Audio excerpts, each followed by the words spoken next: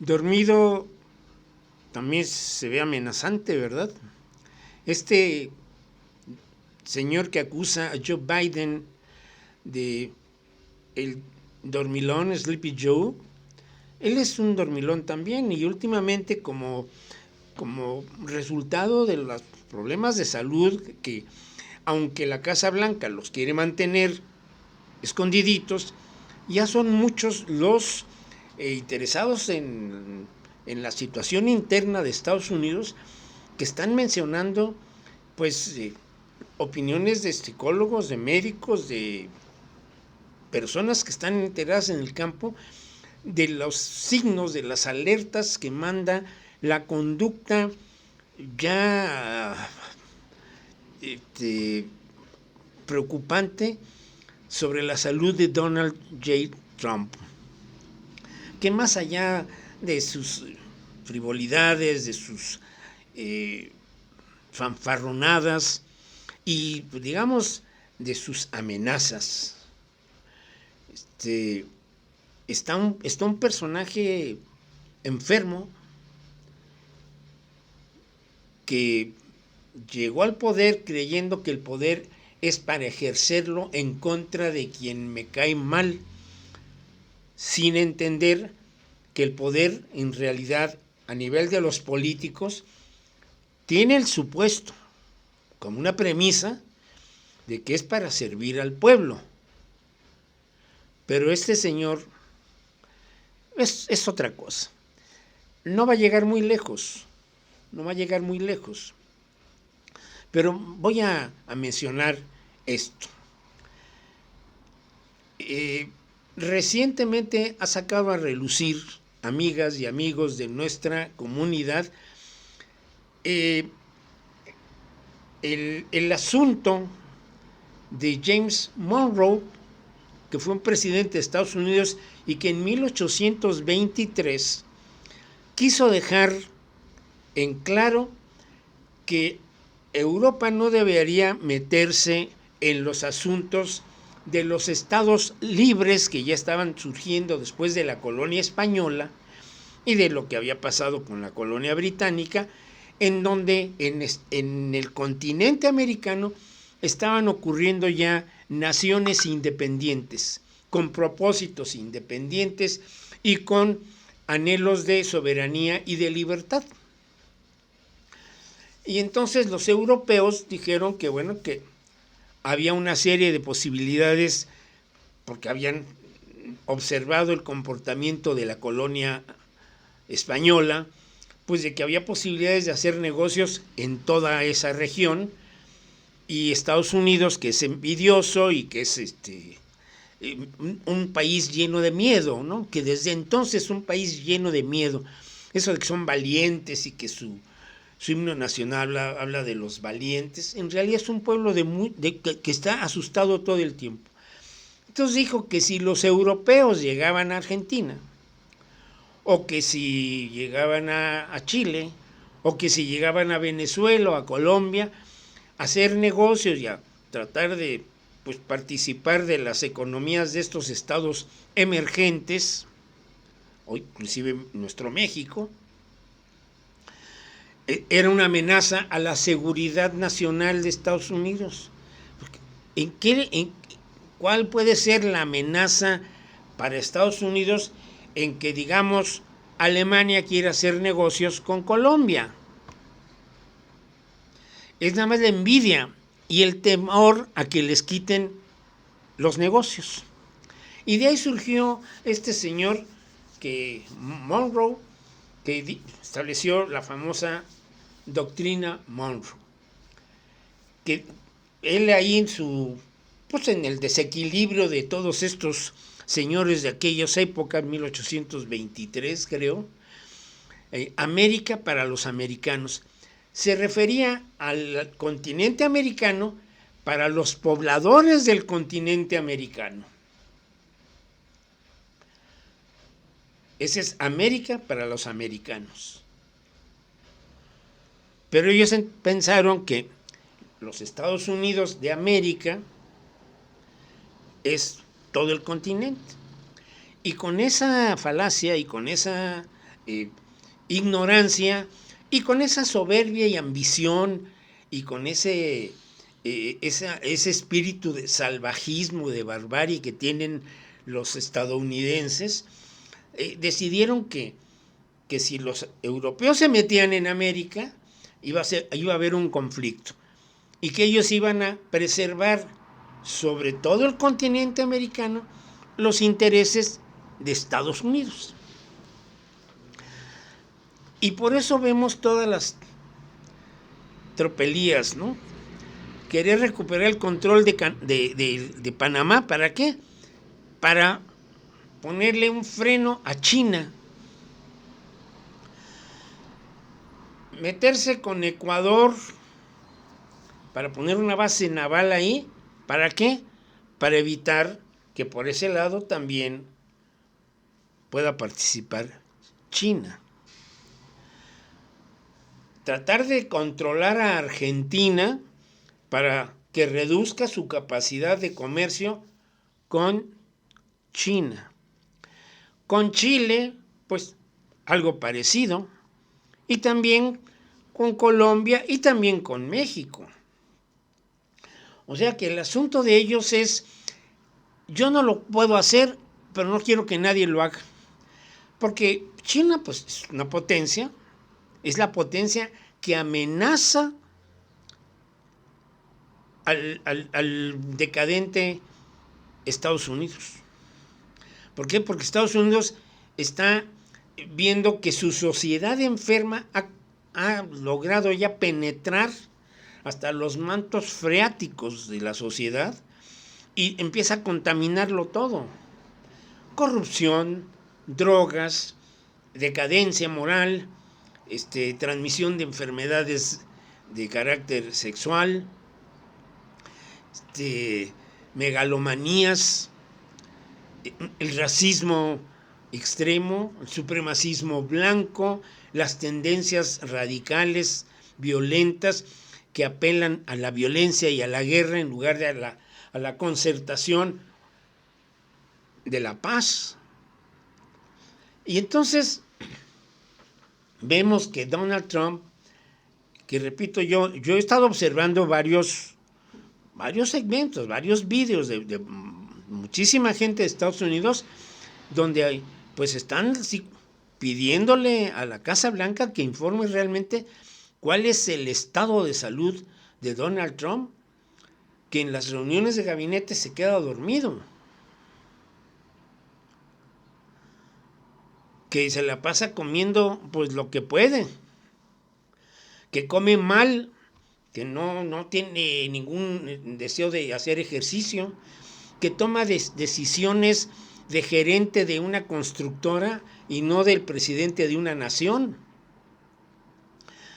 que en sus anhelos de su vanidad, de su egolatría y de su egoísmo, atenta contra un edificio histórico que es la Casa Blanca, inicia una demolición porque quiere construir ahí un gran salón de baile para que se le ponga salón de baile Trump, porque eso le gusta mucho su apellido, Trump. Y entonces la Casa Blanca se dice que tiene 55,000 pies cuadrados de construcción y él quiere hacer un salón de baile de 90,000 metros cuadrados, de pies cuadrados, o sea, más grande que la Casa Blanca. Y el arquitecto que convocaron, pues empieza a hacer sus exploraciones y cuando se da cuenta ya ordenó Trump que empiecen a destruir parte del ala oeste o el ala este de la Casa Blanca porque ahí va a articular su salón de baile. Y su salón de baile resulta que el arquitecto le dice, no señor, no se puede, no, lo que usted quiere no es técnicamente viable. Y lo corrió. Y ahora anda desesperado buscando a otro arquitecto que le dé configuración a su anhelo de tener ese gran salón de baile, ¿verdad? Y porque quiere cumplir con su capricho de que su paso por la Casa Blanca en su segundo mandato deje como huella de su habilidad de político, de diplomático, de hombre inteligente, un salón de baile. Y bueno, lo vimos el viernes recibiendo un trofeo de la FIFA, el trofeo de la paz, y habla de que ya resolvió 8 guerras, lo cual es una mentira, y el problema es que nadie le dice que está mintiendo, que lo que dice no es cierto. Y luego lo vimos bailando con el Village People, y la presidenta Claudia Sheinbaum y el ministro Carney, viéndolo y seguramente pensando lo peor. Y el otro, que no sabe ni bailar, todo lo hace así. Ese es el presidente de Estados Unidos. Bueno, ese es el presidente de Estados Unidos, cuya desaprobación ya llegó al 60%. Nunca en la historia de Estados Unidos, en el primer año de alguno de los 2 mandatos que tienen constitucionalmente derecho, había caído tan bajo en 9-10 meses. ¿Por qué? Porque el pueblo de Estados Unidos que votó por él se da cuenta de su actitud ilegal, criminal contra la migración. Se da cuenta de su hipocresía en cuanto a la guerra contra el narcotráfico y contra el narcoterrorismo. Se da cuenta de los crímenes que está cometiendo el ejército de Estados Unidos, dice que un ejército defensor de la democracia, contra narcolanchas, porque sin pruebas, sin evidencia alguna, las destruyen y matan a quienes van ahí y no queda ningún rastro. Eso de que había drogas ahí, que eran narcotraficantes, no se lo creen ni ellos y por eso desaparecen las evidencias. Y mienten y dicen, no, sí, yo lo volvería a hacer. ¿Por qué? Pues porque son crueles, porque son criminales. Y realmente debe preocupar, ¿no? Debe preocupar. Pero yo ya lo había dicho alguna vez, cuando un imperio se colapsa y se empieza a desmoronar en una especie de derrumbe planeado, empieza a cometer las peores tropelías contra todo el mundo. Amenaza por aquí, amenaza por allá, amenaza acá. El presidente Donald Trump es un hombre hipócrita. Es un delincuente convicto, criminal, que se salvó de la prisión porque corrompió a los jueces. Y que es un evasor fiscal. Y que es un tramposo en los negocios. Y que tiene el desprestigio de que muchos de sus trabajos como desarrollador inmobiliario y como constructor de bienes raíces provoca caos porque no es ingeniero, no es arquitecto, no es diseñador de interiores, no es nada más que un niño que recibió la fortuna de su padre y se puso, que él, a hacer negocios y a creerse las mentiras que se dice a sí mismo frente a un espejo. Soy el más grande. Nunca había habido un presidente así. Estamos haciendo un excelente trabajo. Lo que hemos hecho no se había hecho nunca en la historia de esta nación. Lo que vamos a hacer, eso, bueno, es inconcebible, pero es real, lo vamos a hacer. Puras mentiras. ¿Y por qué le pasa eso? Porque él, que es mediocre, está rodeado de semimediocres. Tiene a un J.D. Vance que está ahorita en el devaneo de que él puede ser constitucionalmente el presidente si algo le pasa a Donald Trump durante su mandato. Pero si no, al término, él puede ser candidato del Partido Republicano para el próximo periodo. ¿Está bien? ¿Está bien? Es un hombre incompetente, ¿no? Pues está ahí nada más para cuidarle la espaldita al viejito. Bueno, ¿quién sigue ahí? Marco Rubio, con un historial bastante cuestionable, ¿no? En su familia hay gente cercana de su núcleo, de su átomo social y familiar, implicada en asuntos de tráfico de drogas. El que está, dice que en contra del tráfico de drogas, pero él está en Miami, es de Miami. Y en la porción de Miami hay un gran manejo del tráfico de drogas.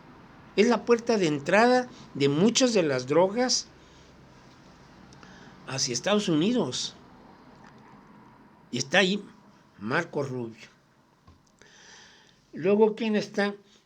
Peter Hegseth, que era comentarista, conductor de algún programa en Fox y que tuvo, pues como todos los estadounidenses, alguna participación en alguna de las actividades militares, como parte de las obligaciones que tienen los gringos con el ejército, ¿no? El servicio militar, digamos. Y por eso lo nombraron secretario de Defensa. Y a Trump no le gustó lo de defensa, porque no nos estamos defendiendo, vamos a partir a los demás. Entonces, que se llame Secretaría de Guerra o Departamento de Guerra. Y entonces el señor como se llama así, pues quiere hacer la guerra a quien se deje. Y sobre todo no quien se deje, con quien pueda.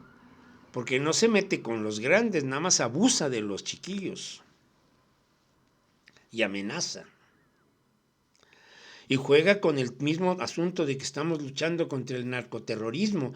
Y no es capaz de decirle a su presidente,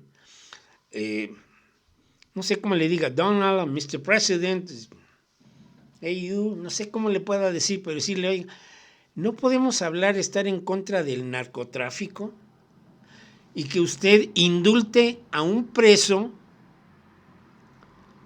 convicto de haber traído aquí 400 toneladas de cocaína a Estados Unidos. Está cumpliendo una condena de 45 años y usted lo indulta. Por un lado dice que estamos en contra del narcotráfico y del narcoterrorismo y del tráfico de drogas, y por el otro lado indulta a un narcotraficante convicto, sentenciado y en prisión. ¿Por qué no se lo dice? Porque tienen miedo de perder el trabajo. Y luego, ¿quién más está ahí?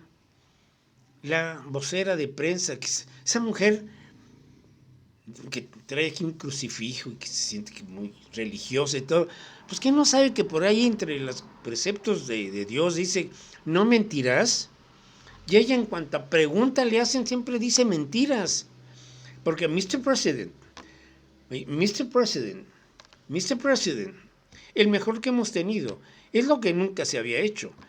Y sí, lo que nunca se había hecho era tener una presidencia tan jodida como la que tiene actualmente Estados Unidos. Todos estos personajes tan grises, tan negativos, están ahí a la sombra de un personaje siniestro.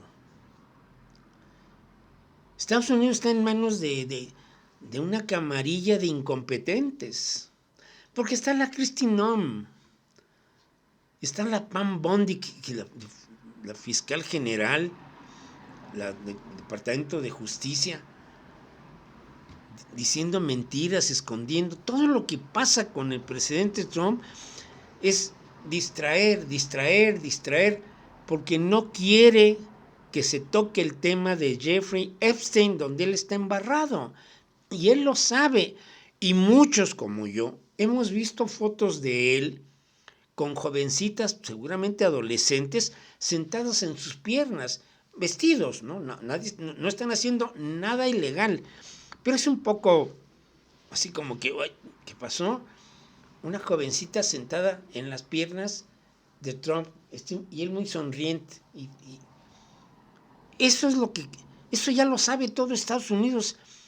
Y si en Estados Unidos, a raíz del Me Too, a alguien le dicen, este cuate es un acosador sexual o este cuate es un abusador sexual, como pasó con Harvey Weinstein, el de los estudios de cine, inmediatamente lo detienen y le hacen un lío.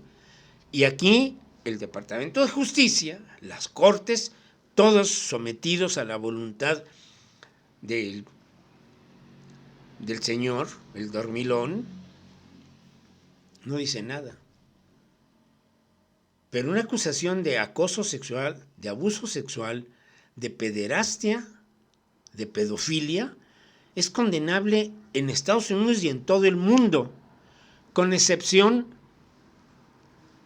del dormilón. Y ese dormilón, aún dormido, luce mal, porque amenaza. Por un lado te dice, eres un encanto de persona, y por otro le dice, a ver con qué fastidiamos a esta persona. Ese es Donald Trump. Por él votaron muchos, igual de inocentes e ingenuos que él. Bueno.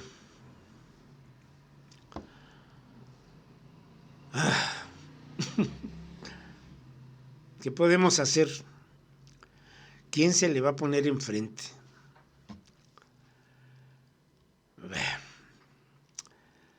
Cuídense, abríguense. Ya saben, si les gustó, denme un like, compártanme, suscríbanse. Y aquí nos vemos. Nos vemos mañana. Se portan bien.